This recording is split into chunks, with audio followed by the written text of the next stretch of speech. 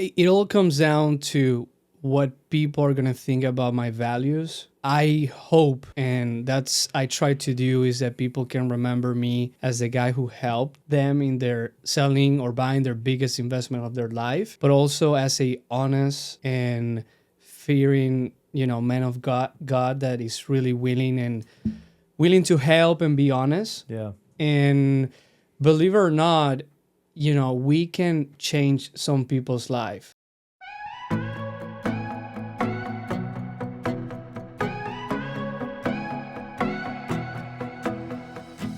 Hi there and welcome to Real Life and Real Estate. I'm Mark Peebles, here to help you live your best life and achieve ultimate success.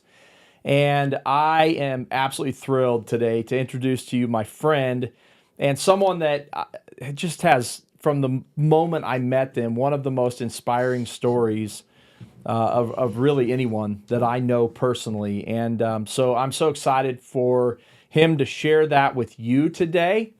And there's so much learning that we're going to do about how to grind it out and be successful in real estate, regardless of your past and regardless of your current circumstances. So prepare to be inspired today. It's my good friend. His name is Davide Potestio. Did I get it? Almost. Almost. Man, 95%. I'm so close. Okay, say your name for everybody. Davide Potestio. Okay. Yes. And as you might pick up, he's got maybe a little bit of an accent, a Southern Belle accent. No, just kidding. No, Davide, you are from where? Tell me where you're from. So I'm a very complicated citizen, I guess, because, I was born in Venezuela, but I also have a big heritage from Italy, which I live there as well. And but I usually say, you know what, I'm from Venezuela or Italy, whatever works best for you. Whatever's the easiest. Yeah, the easiest way to just understand where I'm from, because I do have an accent, and a little bit. Yeah, and people say, where are you from? And I'm like, well, take a guess. So yeah, right. I think the first time I met you, I think you actually said that to me. I think so. Yeah, it was hard to guess. Yeah, it was. So some people says like I'm either from Puerto Rico or somewhere South America, or if sometime Arabic. Yeah. I do not like when they think I'm Indian, but that's funny. Oh my goodness. Okay, so you were born in Venezuela, ended up in Italy, and I think you were around other countries in there. But talk to me about that. So, how old were you when you were So yeah, my parents. Venezuela, I guess so. My dad was one of those Italians that went to Venezuela. I can't remember exactly, but I think it was like 80s, something like that. And that's where he met my mom, and then they moved to Italy, actually. Okay. And that's where, my mom got pregnant from me and my brother, because I have a twin brother. And then my dad used to work like traveling in Italy, like he was in a construction company, something like that. And my mom, I don't know why, she made the decision to go to Venezuela while she was very big pregnant, and we were born in Venezuela. Wow. Yeah. And then from just a couple months old, we went to Italy again, and we lived there in Italy until like 2002, 2001. Okay. Yeah, and then we went back to Venezuela. So why go back to Venezuela? I guess I don't know exactly what motivated my dad, but it seems that some Italians do like socialist people, whatever. So Chavez was getting in power, and there was this big thing that he was transforming whatever, and we went there because of it, I think, and it was good. I mean, we started 2002-1. Everything was very bright, as any Venezuela can testify. And my dad had I don't know how to say it, like a printer company, like to print books. And was he an entrepreneur? No, he was with my uncle first, and then he went by himself. He was printing like newspaper, all that stuff. Yeah, so But it was good. I mean, we were good a couple years only. Okay. So, and Chavez was in power at the time. So, Yes. I saw this as a very relevant conversation for today because there's so much in the news about Venezuela. Right, So right. I thought I'm going to bring in my Venezuela friend, who is very inspiring, by the way. Yeah. Okay. So talk to me about the shift. What happened then? And what did you see start to change in the country and as you were growing up? Yeah, I think like history has, taught us, or what we've seen with the years, when there are socialist people in power, everything is so beautiful and free. Everything is so good and like, oh my God, there's money. At that time, Venezuela was booming with oil, and there was money. Like, we're talking about billions and billions of dollars, but it was only a couple people in the power, right? And it happened that I remember 2010, 11, it was getting bad. The economy was really bad. And then when Chavez died in 2012, everything was really bad. Everything was just downhill, like bad. I'll be honest, it's not that we suffer, at least with my family, but it was really bad. There were days that, if you want to go and buy food, there was none. Medicine, zero. So you couldn't just walk into a grocery store No. and buy food. You can actually Google what was like back then, and it was like going today to, like, let's say here Walmart or whatever, and you see where there is, it's supposed to be food or whatever, it's empty. Just nothing. It's like a snowstorm in Ohio in January. Exactly. You hear it's coming, and everybody boom, the shelves buys. are empty. Yes, exactly. So why was that? Could they just not get the food, or was it just socialism? It was free, so everybody took more than because they needed? they how can I say this? They thought the people of getting everything for free, right? And then when there was no more money, because everything was imported. That's what it Right, says, okay. right? Because you have so much money, why would you work? Yeah. Right? And everything was imported, and all the private sectors in Venezuela that they were producing, everything was closed up. You can't work anymore. I'm the government, whatever. They want to control everything. And when there was no more money to bring food, how can you produce if and nobody's producing? Right. So that's where, you get there. Hey, there is no toilet paper. There is no meat. There is no milk. There is no egg. It's crazy. So everything was getting imported from Brazil, other countries. I don't really know exactly, but I don't know how to say that word. But there was like there wasn't any supply at all, and tied with like money and oil, of course, because that's a primary how you say that, funds or whatever from Venezuela. And since everything went down with oil, globally, I guess there's no more money, and it's getting on us now as citizens. Like, if you wanted medicine, you will go to the pharmacy and like, hey, I need this. And it's like, hey, we don't have it. Right. Check on next week.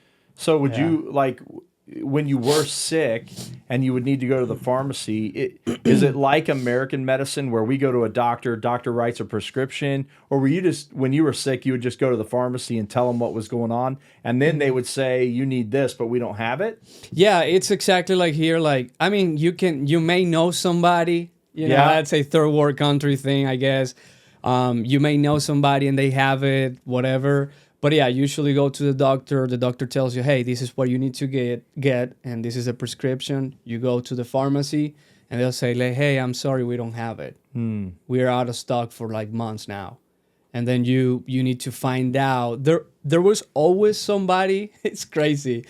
But if it was $10 in the pharmacy, with this other somebody was $100. Yeah. And that's how, that's where 2012 and up, believe it or not, it's crazy. 14 years later, that's where Venezuelans started to suffering what it's like a hyperinflation. Yes. And like, it's impossible to understand if you're not there. But like, let's say a teacher earns maybe $3 per month, and the meat just costs you $15. Yeah. Makes no sense. Right. And that's where, the big exodus started in Venezuela. People just leaving the country.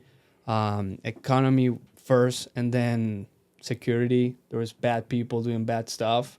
It was tough. It was Yeah. like a war, but like it's weird. Like it was weird, but it was tough. Yeah. So you got there in 2002. How old were you at that time? I think it was like 6 years old, Okay. 7, something like that.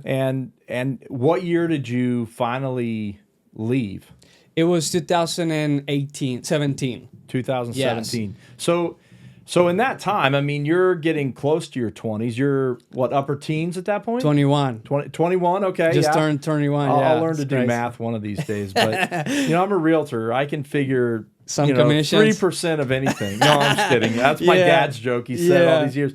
Okay, so as you got older and you could start to recognize more, and you're seeing this struggle, you talked to me about food. Like, store shelves are empty, but you talked about the lottery or a Yeah. So it got to the point that the government started to create something called mercal, and it's kind of like government's food, right? And they say how much food a family should consume every month or every week, sorry. right. So it will be like for for a family of 4, you are allowed to buy one chicken, big chicken, 12 eggs. They would say it was like a big thing, right?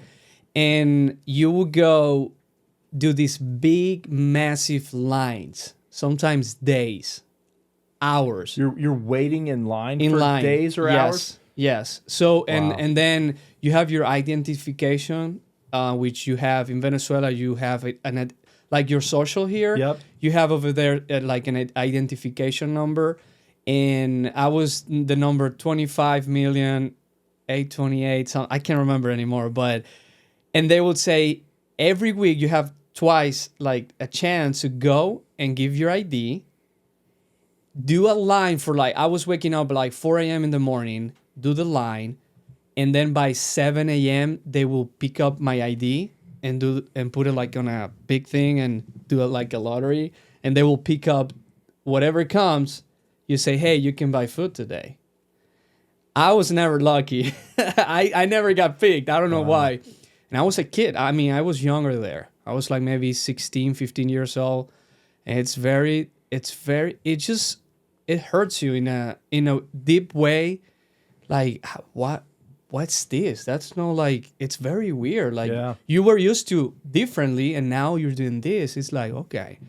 And yeah, that's pretty much it. So what happened? If you didn't win the lottery that don't- week, you just go hungry? Yeah, you don't buy food. Yeah, you should. Wow. But like I said, so usually Venezuelans were very smart, or like as any human being, if you're looking into that is happening, you find other ways. Yeah. Right. But it was just more expensive. Right. So you would know somebody that they sell big lots of like pasta, for Yeah. example.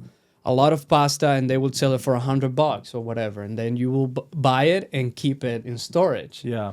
But you will still try to buy the government's food because it was so cheaper. Yeah. Right. It was at the government currency or whatever. Right. But it was very difficult, and like everybody knows, I guess, the poverty in Venezuela is like super high. Yeah. So not everybody had the opportunity to buy, more expensive food. Right. So there was people that they were not eating. And Did you ever go hungry? No. Thankfully, thank to God, never got hungry or anything like that.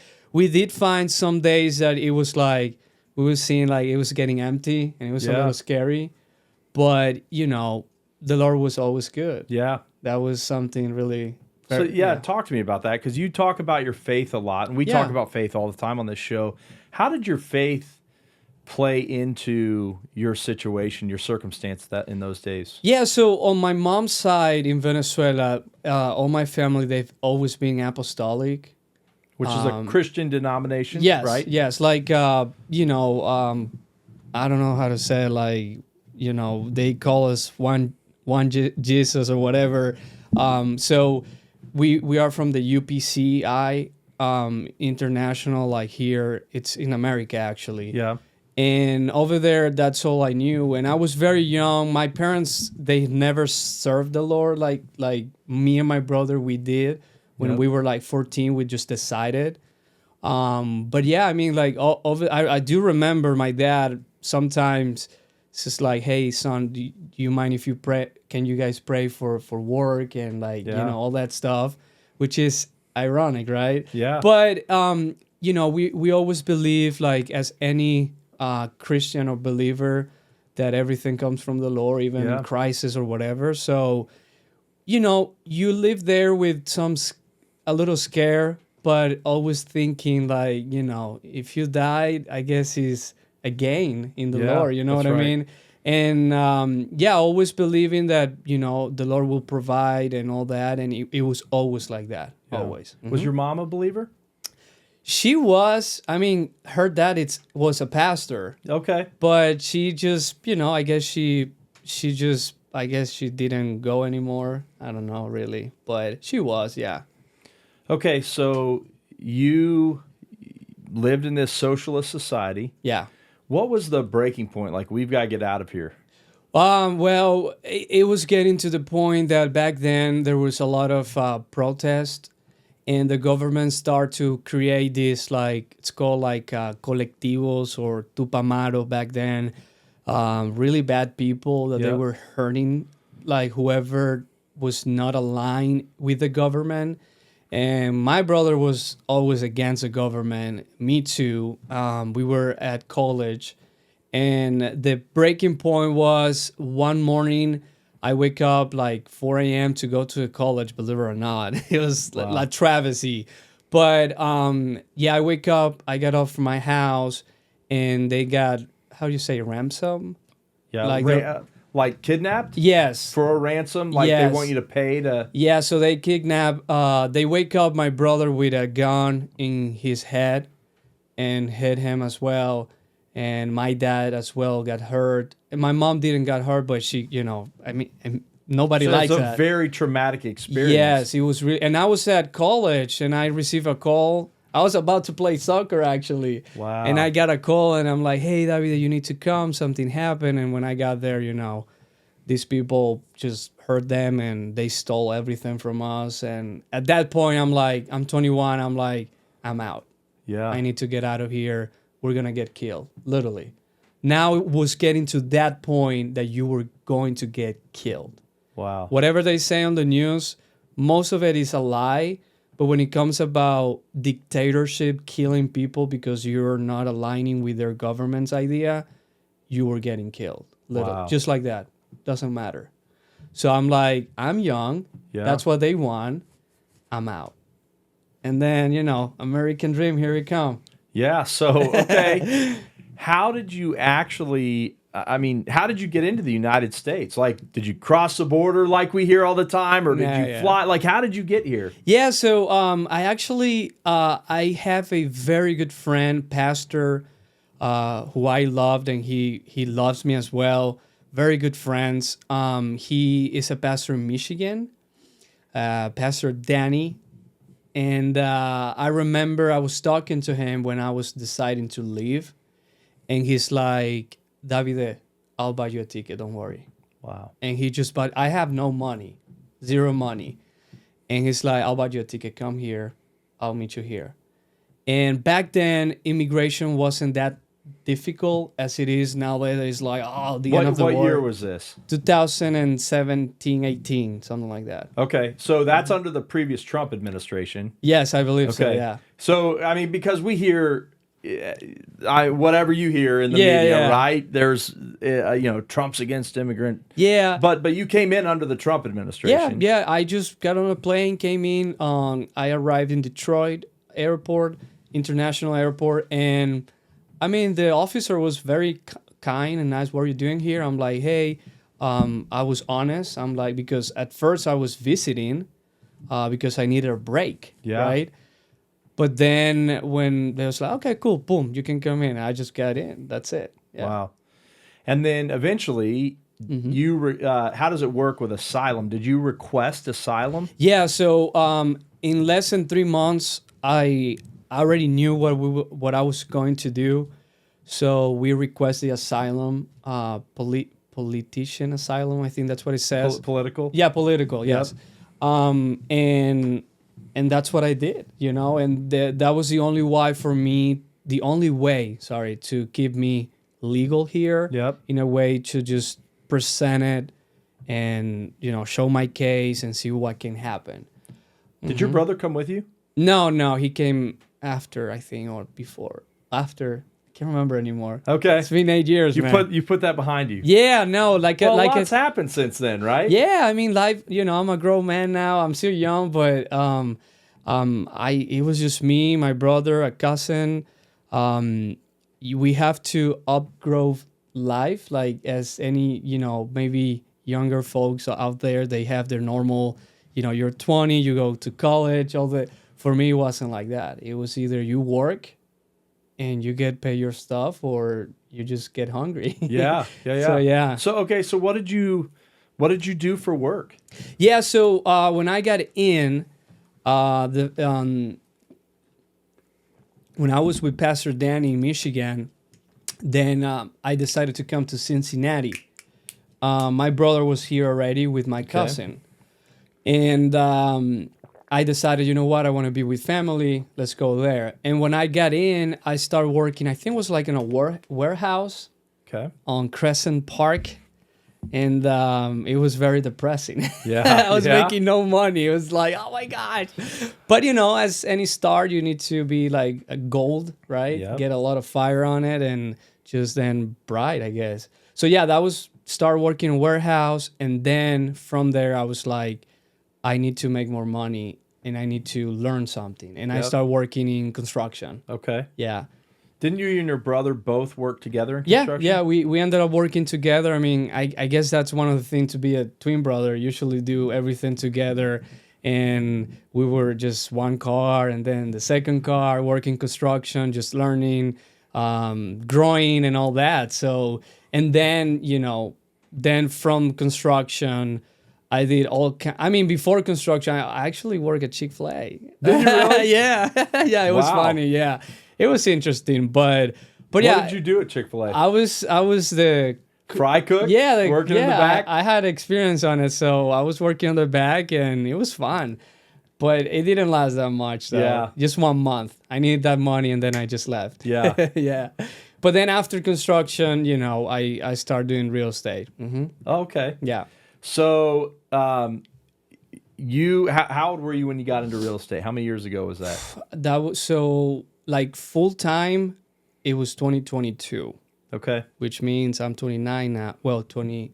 Am I 29? Man, I think you're 29 in March. Yeah. We talked about this No, we earlier. are 20. I'm going to be 30 now. You're going to be March. 30. You're going to be 30. Okay. That's sucks. right. You're 29. Oh my gosh. Hey, man, that you can't talk about that. I mean, I'm going to be 47 this year. So Wow. you're like so much younger. You have Yeah, so much no. life ahead of you. Okay. You are, you started in real estate 2022. So Yes, that's full time. 3 or 4 years ago, or Almost 4 years ago. Almost 4 years right? ago. Because, Okay. Yeah. Um, On May of this year will be 4 years ago. I should have asked you this. Coming here, did you speak English as well as you speak it now? I'm not really good right now, but I try. But I was learning. I took some degrees in Venezuela. On Okay. the college. Yeah.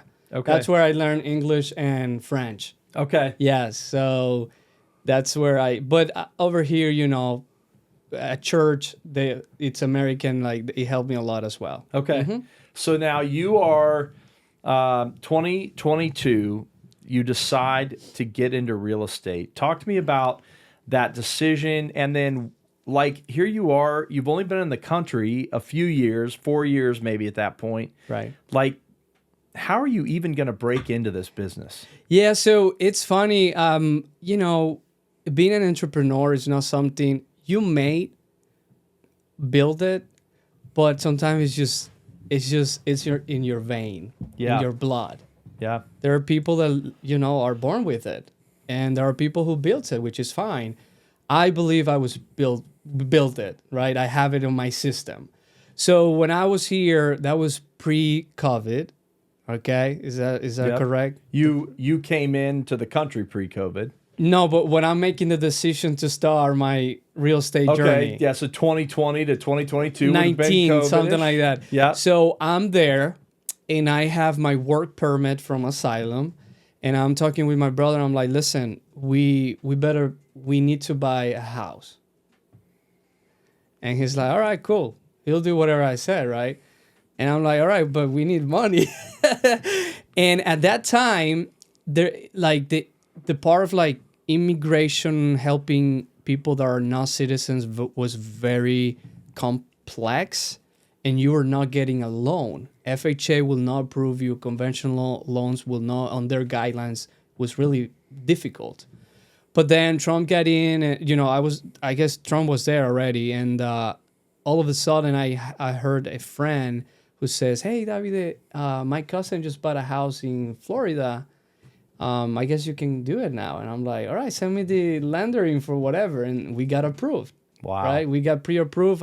Back then, me and my brother, we got pre-approved for up to 250 or something. Remember, interest rate were like 3.5, something stupid like that. So I'm like, all right, cool, let's make it happen. And all of a sudden, I'm like, we are under contract, right? In 2020, like February or something, to close on March.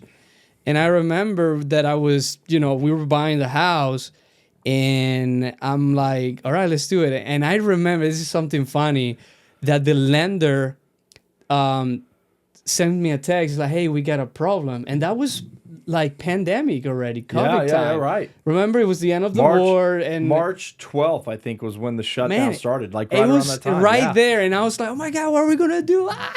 It was so scary. I'm like, I don't care. We got to do it. We just got to. We have to buy a house. We have to pay rent anyways. Let's buy a house. Whatever happens, it's in God's will, Yep. Everything was like that. So we were like, let's do it. And then we were like literally like 5 days prior closing.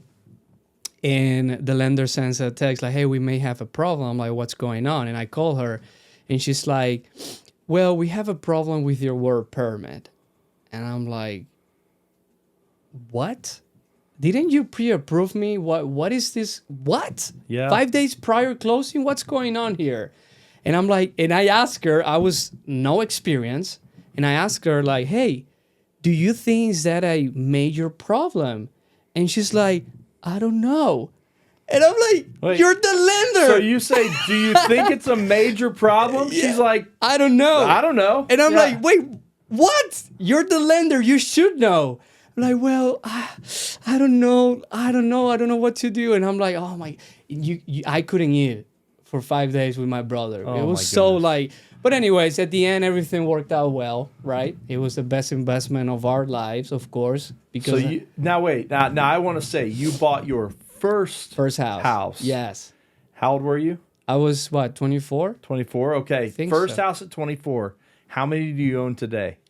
Man, we own now with my brother, we have one single family and the rest are just multifamily. Okay. Which is 1, 2, 3, 4 more. Yeah. 4 multifamilies. Mm-hmm. That's amazing. Duplexes, yes. Yeah, so yeah. I mean, I love that. Like, you came here, and well, the one thing we left out is when you came from Venezuela, you came with like a bag of gold, right? You came with a ton of money in your pocket? No. Right. I had like, I remember, I think I had $800. That was it. To your name. Yeah, that was it, $800. And 4 years later, you're buying your first home in America. Yes, that was a blessing. I think it's all about discipline as well. Me and my brother, we were very, we just like to work hard and save money, I guess. And I was blessed. I didn't put this part in my story, but I was blessed with this beautiful family. Believe it or not, I was a babysitter. Okay. And it was interesting because they hired me not as directly babysitter, but it was like a teacher to speak only in Italian to their kid, which was 3 years old. And, they are a very nice family. And usually your surrounding helps you succeed. Yep. Right? And that family was one of those families, right? Yep. And she was the one who gave me or introduced me about real estate. Yeah. She gave me a book from Okay. Bigger Pockets. Yep, I love it. Right? And Bigger Pockets podcast. That's the one they're trying Yeah. to keep up with real life and Right. real estate. So no. And I was like, okay. And I while I was reading and I started listening to this podcast, I'm like, oh my gosh, this is so funny and easy. What's going on here? Why people are not doing this? And I'm like, and because of that, that was the biggest thing about getting into real estate. Yeah. Yeah. And that's where I was like, click me, I need to buy a house. And then another one. And, So you have 5 properties now. Yes. Yeah. Yeah. So like almost 9 doors. Could you have ever done that in Venezuela? No. It's very different. There are landlords over there, but it like in terms of like loans and interest rate does not work like here. Yeah, it's different. Do you plan to buy more real estate? Yes. All Okay. the time. The retirement plan. Yeah, that's right. That's absolutely right. Yeah. Well, I say all the time, like, as realtors, as people who work professionally in real estate, we should be investing in what we know. Right. And we know real estate. So Yeah. why not own real estate? Exactly, Right? yeah. And I think it also helps you help your clients make good decisions in terms of investing in real estate. Right. But that's one of the things I love about you and your brother. Come here and start living the American dream. You know, again, I reemphasize, you didn't come here with a bag of gold. You didn't have family wealth that you're Right. like, we're going to America with our family wealth and going to start buying real estate. No, you came and you worked hard. Really hard. Yeah. Hard. Did you ever get discouraged? No. No? That's something, I think that's one of the biggest thing for immigrants to have is you could never ever have a negative thought about what you're doing. Otherwise, you're not going to succeed. Yeah. For us was the only path was succeed. Yeah. That was it. There was no, people like to have options. There was only one option. Yeah. And just stick on it, work hard, make it happen. It will happen. And people sometimes you say, oh, whatever, they got money now, which we don't. But people think, right? Oh my God, they're driving now a Tesla, whatever, But it was a very big investment to do. Like, well, while people or friends were eating out or whatever, we were not. We were just saving money. Yeah. I was counting every single dollar. Yeah. So yeah, I mean, it's discipline and having a mindset of just being very successful, and you'll do it. Yeah. Otherwise, you won't. And now you're 2022, getting your Yes. real estate license. How was it stepping into an industry where 85% of agents are going to fail in their first 5 years, and you don't even speak the language great? Yeah. Well, so I took it in 2021, Okay. right? Because after a year, so 2020, we bought our first house. Yep. Same 2020, after 6 months, we refinanced, and I took my brother out of the loan because he was buying a different house in 2021. Okay. So he bought it 2021. We were door knocking one of the duplexes that they were close by my where we used to live. And the guy was like, you know what? I'll sell it to you. And I'm like, all right, let's sell it. And my brother bought it in 2021. Okay. And that was one of those house hack I learned from Bigger Pockets. 3.5% down, 2.8 interest rate, which makes no sense. That's crazy. Yeah. It's just like makes Take no it. sense. And we bought it, he lived there for a year and lived just rent free and just now rent it out. So in 2021, I decided, I'm like, you know what? I'll take the test, the real estate test. And I'm like, let's do it. And man, it was a big investment. You got to think, every time we bought a house, the first time that I bought my first house, I had only $70 in my bank account. Wow. I was so scared. And I was like, all right, let's do it. We don't care. Let's make it. And then the second house, I helped him with a gift for the funds. We were 50-50, tried to help him out. And I also remained like almost like $100, like no money, man. Right. It was crazy. And then I took my license classes in 21. And you got to remember, man, like we're just like making, I remember it was so depressing. I remember I was making like $500 a week. That Wow. was it. And, mortgage payment and you got your bills. And I was Yep. like, well, I was with my brother and he was helping out as well. But then I'm like, I'll take the Honduras classes. And it was like $1,400. And I didn't have a laptop or anything. And I'm like, oh my gosh, that's like $2,000 I need to spend. And I did it. Put on my credit card, let's make it happen. And I passed the test in March. Wait, I took it 2020, and in March 2021, I passed it. Okay. Because it was my birthday.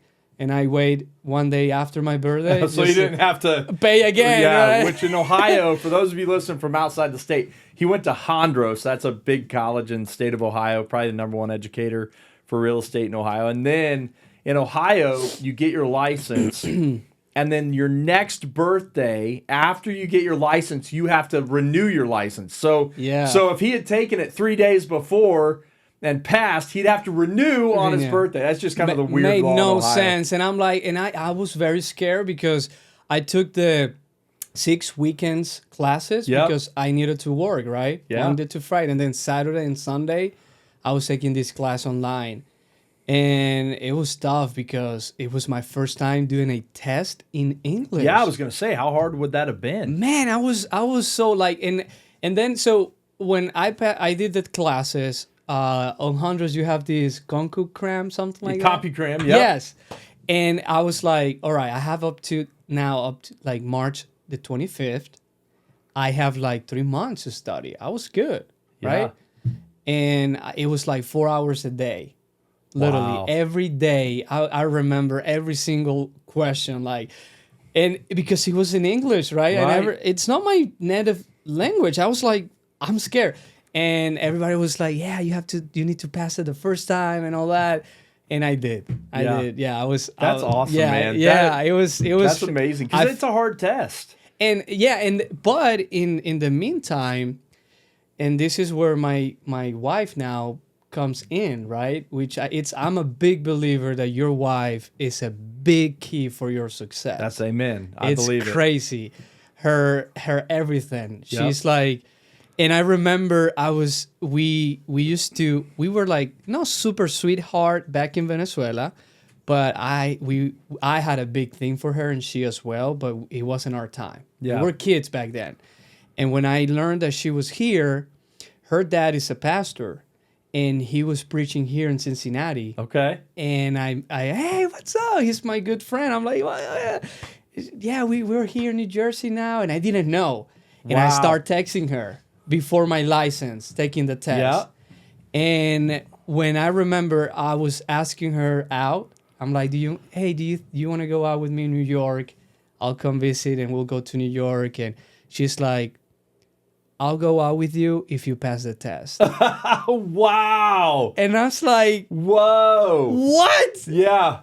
Can you imagine? That's pressure. The pressure was like super high. And I'm like, oh my gosh, God, please. I want to pass the test and I want to go out with her as well. Pass the test and win the girl. Yes. That's awesome. And I remember, I think I still have the picture. When I passed the test, I took the paper and I FaceTime her and I'm like, we're going on a date. That's right. And she's like, oh my gosh, she got blood, like how do you say that, like red on her. And I'm like, all right, let's do it. And then from there on, I was just like famous part-time agent. Yeah. Right? And which I can go over a little bit. Okay, so starting out, first off, I love the story about winning the girl. That is so awesome, man. That's a good one. And then she married you. Yes. That's awesome. Of course. I love that. That is such a good story. Okay. How did you start your career in real estate? So did you join a team? Did you just flounder? Like, what did you do to come in and be successful? Because you've been, in 4 years, you've been very successful. Right. So, like I said, I know I'm a very big entrepreneur. Yeah. I like to attract that into my life. And I was there working construction, just like a normal worker, right? And I was getting to the point at that company that they were I was going to projects just by myself, right? Like a former. That's what I think. That's Yep. what they call it. So I was like working, and all of a sudden, I spotted a Mexican guy. I knew that he was Mexican the way he was speaking. He was yelling at everybody, and I'm like, this must be the boss, right? And lunchtime, he was by himself eating. I'm like, hey, brother, what's your name? That's me. I don't care. Yeah. Hey, what's your name? He's like, hey, my name is so-so. And I'm like, all right, have you thought of buying real estate? Because, I figure he's in construction. They got money, and let's make it happen. It's like, you know what? I've been thinking of buying real estate. And I told him, like, man, you're just talking to the best real estate agent there is right now here in Cincinnati that just speaks Spanish. And it's like, for real? But what are you doing here? Yeah, like, right. Well, I like to keep my options. Side gig. Side gig and all that. And it's like, and he's like, yeah, let's do it. And he was my first That's amazing. client. My dad always said, "Don't be a secret agent." You were not a secret No, agent. You started talking to everybody people because I needed to make some money, right? Yeah. So my promise was to my girlfriend at the time, right? Every time I sell a house in a month, I can come and visit twice because she was living in New Jersey. Yeah, And that was my thing. Like, I need to sell a house. yeah. I need to see her. That's good motivation. Exactly. Man, it's all about a woman. Always, isn't it? That's awesome. Yeah. It's all about that. So he was my first buyer, which he bought the house to flip over, and then he was my first seller. Oh, that's so cool. And then from there on, I was getting very good at. I wasn't doing like full time because I didn't know better, like as any new agent. Yep. But then one night, everything changed on a Sunday night. I was prospecting and finding these owners for a duplex in Fairfield. And I was trying to understand who the sellers were and all that. Try to call the seller directly Yep. and see if I can, or the owner, Yep. to call. And, there was no houses. Remember that? Right. That's 2021. 0 houses for sale. I don't know if you remember that. I remember market. it. Yeah, it was and I was painful. like, man, I want to buy a duplex. I want to keep buying a duplex. And all of a sudden, I ended up talking to who will become my kind of like my mentor and a very good partner and friend. And I talked to him. I called him. He was the agent who sold the property months ago. And I call him just because I need to figure it out. And I call him like, hey. My name is Davide. I'm a real estate agent. I was working. What was the broker back then? Star One. Oh, okay. Yeah. And So a good size independent brokerage. Yeah. It's now sold, but yeah. good brokerage. And I liked it back then because 0 fee and all that. As a part-time agent, you're looking not to spend money, but you are giving 50% of your money away. But anyways, I ended up talking to him, and from there, he likes to talk a lot. And he changed my life. Yeah. From there, he was like, you know what? I'm going to change your life. And I was like, who's this guy? He talks a lot. Yeah. He speaks very fast. And I was just prospecting, and I think he noticed that not a lot of agents do that. Yep. You need to do Yep. that to be successful. And I was doing it with no experience whatsoever.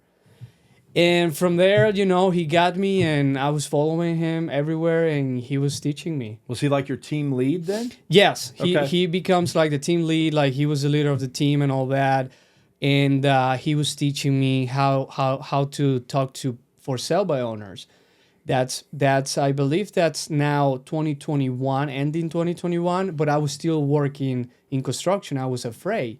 Because in 22, I was going to propose Yep. and I was like, I need the money, man. Yeah, right. I need to have a work. Back to the woman. Yeah, You motivating exactly. you. That's awesome. And he's like, Davide, you're not seeing it, dude. Like, you're not going to be successful if you keep working your full time. You have to give it all. Like, listen, if you cannot make it, that's fine. It's not meant to be, right? But you have to be full time, and I'm going to help you. I'm going to teach you. Okay, let's do it. And I remember it's 2021 because now I'm decided. Yeah. I'm like, so my first buyer and seller, guess what? He calls me. The best call a realtor can have. Hey, brother, I have a referral from you. Yes. For you. And I'm like, let's go, right? Yeah. I was so excited. And I talked to these people, and they are Venezuelans. Oh, wow. They've been here forever.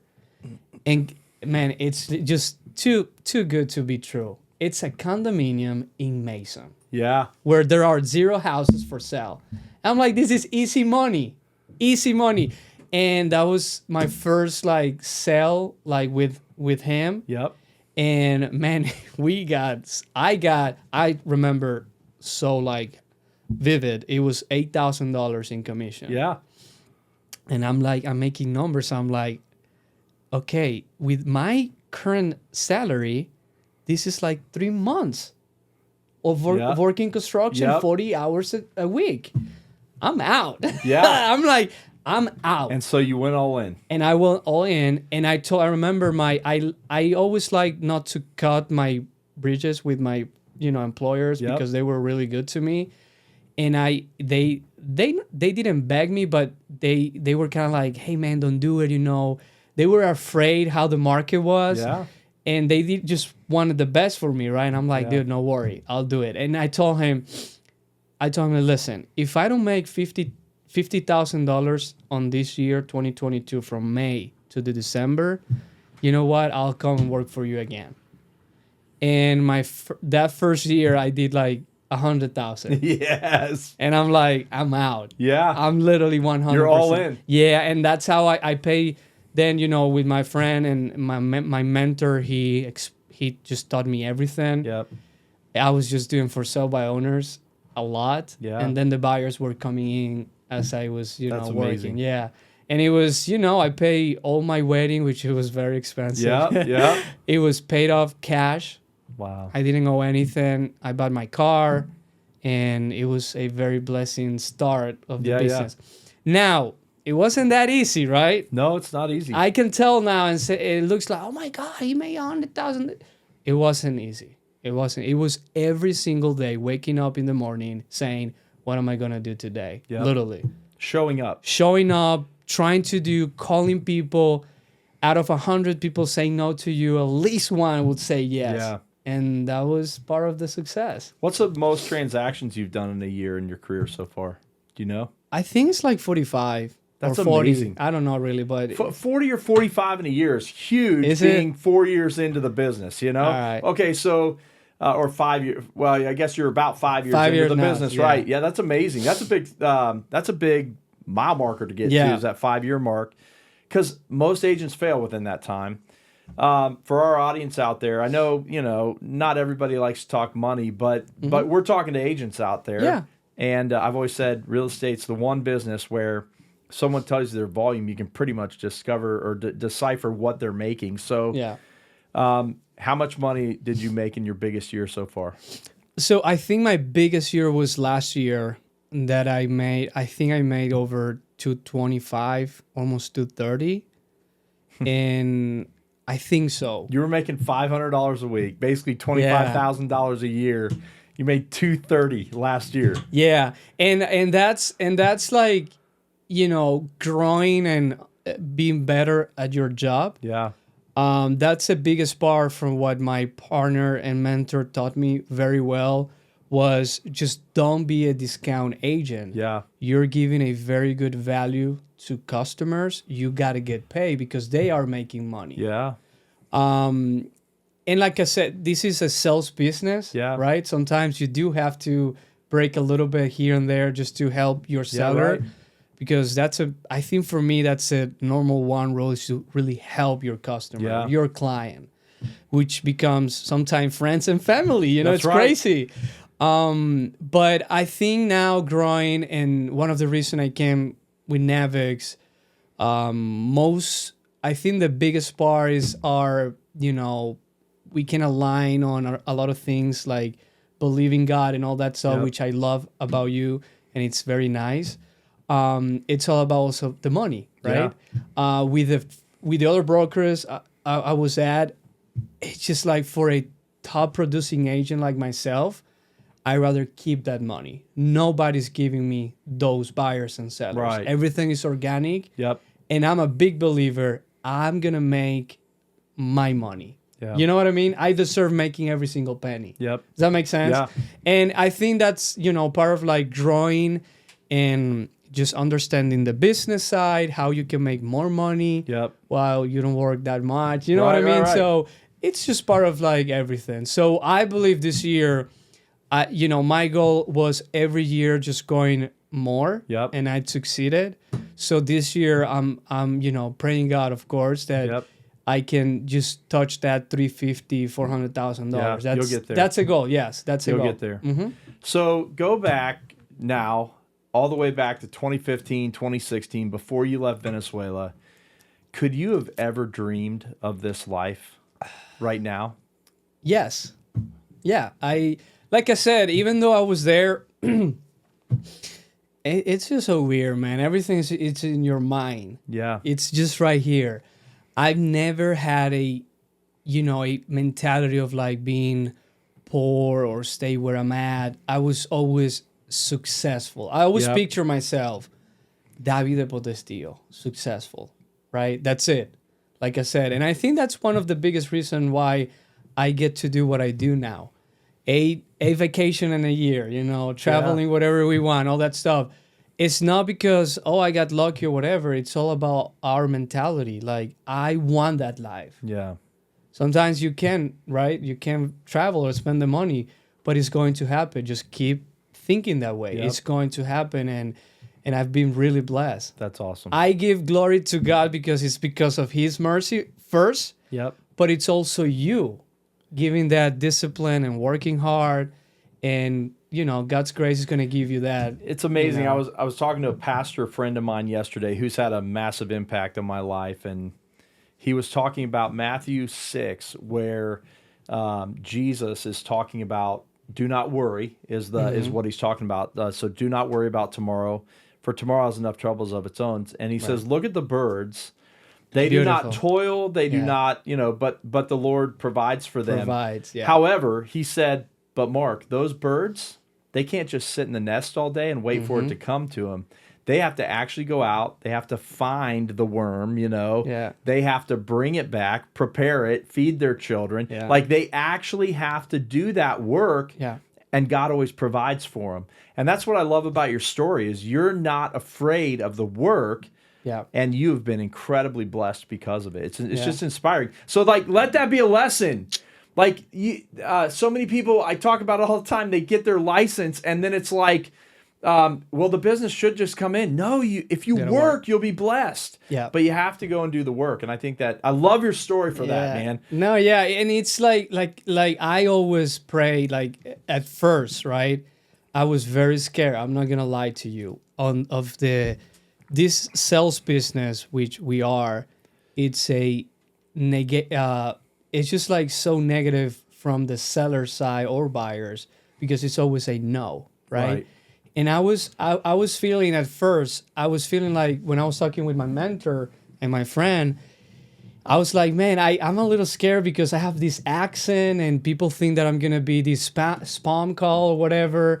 And it's like, Davide, you can't think that way, dude, because that's how they're going to react. Right.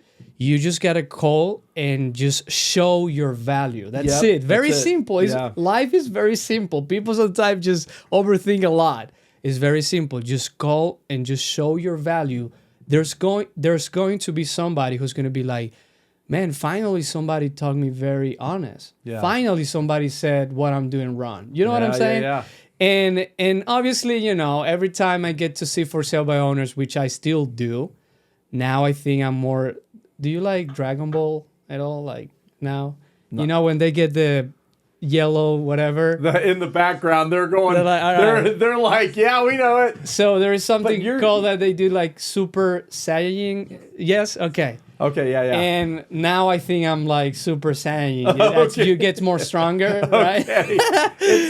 It's like eating the mushroom as Mario, or getting the something mushroom like that, as Mario. Yeah. So- Let's talk in 47-year-old language now. So no. No, but I get a little. I'm better now at the approach of like talking to for sale by owners, and that's obviously every time I get to that meeting before I'm like, please God, give me your grace that people can see your face on me, because I've had also stories that people were racist to me, Yeah. right? People look at me and are like, oh, we'll see about that, who you are and all that stuff. You know what I mean? Which Yeah. is fine. I don't care. I always Yeah. say Venezuelans, we are immune for any kind of comments that people might make you feel bad or whatever. Yeah. We are immune, man. You're like my own government rejected me. Yeah, we just like eat listen. In Venezuela, everybody just picks everybody, so it's funny Yeah. and fun. But yeah, that's Okay, so I want to go into this is and I'm really excited about asking you these questions because I have a series of questions I ask every guest, okay. and I want to get your take on these. So, Davide, who is the greatest influence? Who's been the greatest influence on your life and career? The person that you would say, if it weren't for this person, I wouldn't even be here today. I want to say it's tough. Can you repeat again? Let me so think who's about the it. greatest influence? Who's had the biggest impact on your life up to this Oh, point? 100% my wife. Okay. 100%. She's the one of the things that my mentor taught me was like, have something in your mind how much money you want to make every month. And when I was starting, I was like, I need to make at least $10,000 a month. I don't know how, but I'll do it. And I always succeed for it. So that's always good. And obviously, I like to have my wife as a princess passenger. Like, she likes that, and it just gives me proud, and she loves it. I mean, That's who awesome. doesn't, right? And it's nice to understand and know that I can give that life to her. That's awesome. Which she deserves. Yeah, she does. Yeah. Especially putting up with you. But exactly. No, I'm just kidding. I love that. If you could go back to your first year, so back to 21, 22, your first year in the business, what advice would you give yourself? What advice? I think the only advice back then, okay, I don't know. Just buy houses. Just hey, try to buy some houses for yourself and wait 3 years and just make more money, man. If I can do that, that will be it. Yeah. Buy more houses. Just buy more houses. Try to find somebody and buy some more houses. So, on this show, we talk about achieving ultimate success, and I often explain that as no one's coming to your funeral and cares about how many houses you sold. Right? Ultimate success is what people say about you, but I want to know for you, how do you define ultimate success in your life, where you can look back on your life and say that you were truly a success? What does that look like for you? It all comes down to what people are going to think about my values. I hope, and I try to do, is that people can remember me as the guy who helped them in their selling or buying their biggest investment of their life, but also as a honest and fearing, man of God that is really willing to help and be honest. Yeah. And believe it or not, we can change some people's life. Yes. And I have those experiences with people that they would ever never think about buying a house, and all of a sudden I'm helping them buying a house with no money at closing. So I do believe that people's gonna, part of the success and all that I get to change people's life, honestly. Yeah. And something that I love to say it, and I always tell about my buyers. Every single buyer that I've ever helped buying a house, every single one, I don't remember none of them doing bad. Every single one of them are doing better and better. It's crazy, man. It's something that I tell my buyers, like, this is going to bring blessing to your life. Yes. You're buying a house, which it's gonna become now your home. Yes. And you're gonna bless your family. You're gonna bless people, friends, church, whatever it might be, and that just bringing more blessing. It's crazy, man. Yeah. And every single one of them, if I get to call them right now, they're either making more money. Yep. The wife doesn't work anymore because they're doing great. They're buying second houses. Yeah. It's just awesome, man. That's amazing. That's a really good perspective, because I think if you look, the vast majority of people that we sell houses to, buying a house does make their lives better. 100%. And we get to be a part of that. Yes. I love it. Okay, Yeah. so what is a life lesson that you've learned? Think life lessons that you learned the hard way that you wish someone had told you sooner. I think I know it's all about money at the end of the day. I think it would be very good to, like, if somebody would have told me about the money part of, real estate. I think. Tell me more about that. Go into that. Yeah, so usually agents complain about splits and brokerage fees or whatever, but I wish somebody would explain me, because I didn't want to, but I got into that territory that I was like just counting, like, man, this is how much is going to my broker and this is how much I'm getting, all that. Yeah. But what I wish somebody would explain me was like, Davide, you need this part. You need this experience. You need to learn. Yeah. It's just part of you. It's part of your journey, Yes. right? And then just be more relaxed. Yeah. Right? Because sometimes people who are just getting their mindset set on that, they're not selling houses anymore. Yeah. It's crazy. And that's what I always try to tell for sale by owners. We all do respect to part-time agents. You're getting a part-time job, unfortunately. And those people, most of the time, they are just fixing their mind about how much money they're going to make, and they're not helping you as a client. Yeah. You know what I'm saying? Yeah. So I wish, because I did have that moment, I think any agent had, about like the splits and all that, and it was really like taking my mind, Yeah. and that's something I didn't like.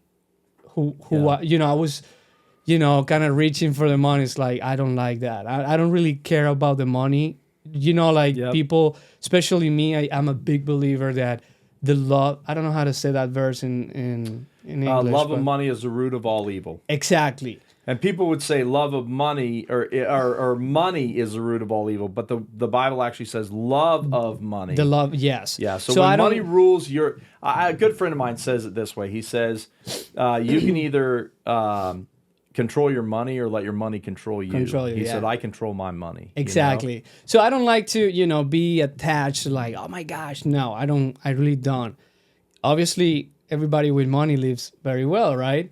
But yeah, that's to answer your question. Yeah, right? I okay, just went good. a little bit aside. That's okay. Last question I like to ask is, do you have a daily routine that you go through?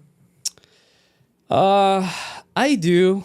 I'm very simple, honestly. Yeah. But yeah, every day, like I said, it's the same. Every morning I wake up, what I'm gonna do today. Sometimes I do have weeks are already on my calendar. Obviously, if you Yep. get busier and successful, you will get there. Yep. Sometimes I get weeks that I have 0 things to do on my calendar. Let's make it happen. But yeah, every morning I like to wake up around maybe realtor time. Oh, okay. Maybe like 8:30, sometime Okay. 8 a.m. I like to take my coffee. Sometimes I gotta be honest. Sometimes, not every day. Sometimes I do a little devotional, just pray. And then 10 o'clock, I just go to the bed again, just give my wife the keys. If I'm going out or if I go to my office, and then I just go to the office and start preparing for the day. Yeah. Sometimes in the morning when I don't have not much to do, calls from the lenders saying, hey, we need this, your customer is not responding, which is very Yep, common. The buyers, sellers, and then prospecting and all that. Yep. Yeah. Okay. But you're getting the prospecting, you doing that every day? Yeah, every day. If I'm not busy, every day. Yeah. Doesn't matter. I try to do every day, try to set appointments, look up for houses, for sale by owner, Facebook, all that stuff. Yeah. And then in the afternoons, I told you, like, for soccer fans, Yeah. we got Tuesday and Wednesday Champions League, Yep. 3 o'clock. That's a must for me. I like to watch my games. We're getting pretty close to It's it here. okay.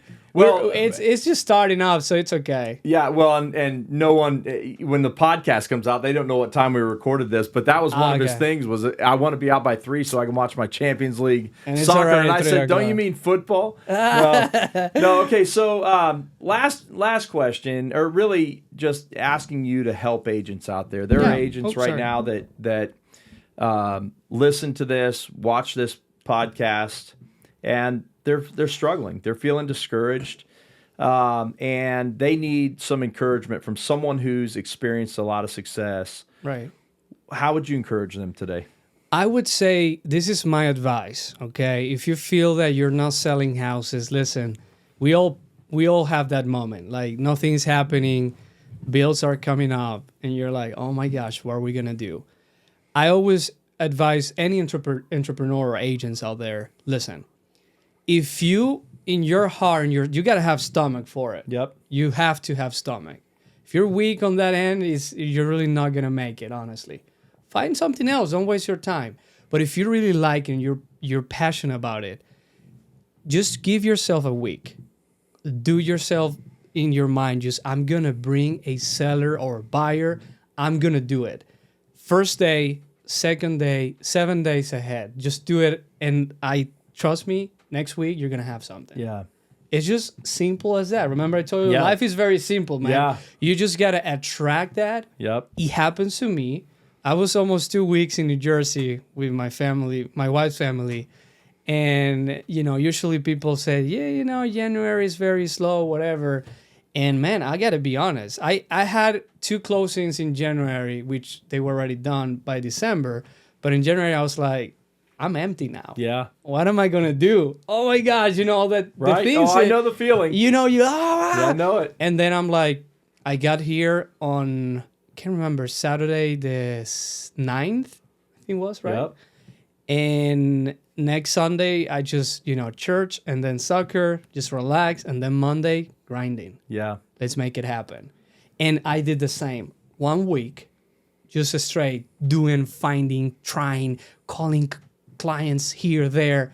And then Monday, I show a house, put it under contract. Yep. And then Wednesday, I went for sale by owner, listing contract right up. Simple. Yeah. Now, it sounds too good to be true, right? It works. But it works. It's the basics. Exactly. Nobody can tell me I'm wrong about that. Right. It's just so crazy, man. But, like you were saying, people get, how's that word, discouraged? Yes. And you get negative. Yep. And then that's something I learned from my mentor, that energy, you do bring bad energy into your life. Yep. And nothing happens. It's crazy, man. It's just crazy. Yeah. If you can change your mindset, it's going to happen. Mm-hmm. I mean, I'm just sitting here thinking, you summed up so many things for me right there. One, just sheer determination. You have sheer determination, which I love. I think your whole story brought you to the point of being determined and taking advantage of the opportunity. You've mentioned mentorship. Your mentor, by the way, he's had an influence on your life. What's his name? Let's honor him. Ryan Lara. Ryan Lara? Yes. Okay, so Ryan Lara, we honor him and his impact on you because you're changing the world, and he impacted that. So I love the fact that if you don't have a mentor, you need someone to mentor you, like, go find a good mentor, Yeah. And look at the impact that he had on Davide's life here. Yeah. So then there's just showing up. Yes. And doing the basic things. I mean, there's so many lessons that I've pulled out of our conversation. Right. And it's not like you had it all handed to you. No, at all. I wish, and I remember when building up the team, he ended up having a lot of agents coming in because we were very successful. And people were thinking like he was giving me leads and all that because I was closing so many deals. And he was like, I ain't giving lead nobody. Like, he's doing himself. And that's something I learned from him was producing my own business. Right. I don't pay, that's a different, stat for you, which is nice. Like all of my commission, it's just 100% organic. Yeah. I have never, ever paid any lead or And you made almost $230,000. Yeah, it's last crazy, year. man. But that's awesome. the potential in this business. Yeah. That is. It Oof, truly yeah. is. And part of the key also was I like to, for example, people know me already, like for my church. And I remember my mentor used to say, like, you need to go to a laundry room or you need to do something because I don't know nobody here, right? Yeah. Remember, I'm just another immigrant. But being at church and then playing soccer, doing these things, I listen, this is a funny story. I ended up going to CrossFit, that peak that you get to that age and like you have to do CrossFit, of course. And I'm with my wife and all that. And it's expensive, man. I paid like $2,500 a year over there. But I made $35,000 in some houses I saw. There you go. So, from people you met at CrossFit. Exactly. So it was worth it. I got to get back and make again that money. But it's like you're saying, you got to be out. Yeah. Unfortunately, it will come to you eventually. But starting off, you got to show up. You do. People got to see your beautiful face, If you're not really that beautiful, you have to show up anyways. Well, I got last question for you. Your twin. Mm-hmm. Are you guys are you identical twins? No. Okay, so then who's the better looking of the two? I am. That's what I thought. Yeah. I was pretty sure. Someday He we'll won't have to like have that, Marco but on to yeah. Defend himself here. No, but he won't like. He's shorter and just different. not nearly as good looking. No, Yeah. His accent is thicker. I'm just better. Yeah. Okay. Yeah. All the way around. No Yeah, competition between. Now the two everybody of you. knows that. Yeah, I love it. Well, guys, man, thank you so much for being with us. Thank you for having me. This has really been a great conversation, and I hope that for you guys out there that you took away as much as I have. I mean, I get to sit here in this seat, and I'm blessed to have these direct conversations, and my life is just so full from this. And then getting to when I met Davide the first time. We met in a Starbucks and I didn't know who I was really walking in to meet. And I was just so blown away by his story. I'm like, this is a story that has to be told. And so Nice. I'm just grateful we got to share it with our audience today. Listen, guys, we want to help you be successful, just like Davide's been successful. And the way that we want to do that is through Ultimate Success Framework. And you can now find the Ultimate Success Framework 100 Days to 100K. That's our online course that is available to everyone now. You can go to itsmarkpeebles.com and find that, itsmarkpeebles.com. And then you can also go to, find us on Facebook or, any of those sites, YouTube, at itsmarkpeebles.com. But follow us and follow the podcast wherever you get your podcast. But we're just so grateful you're on today. Thank you so much for being here with us. And many blessings to you guys. Have a great week, and we'll see you again next week. Bye now.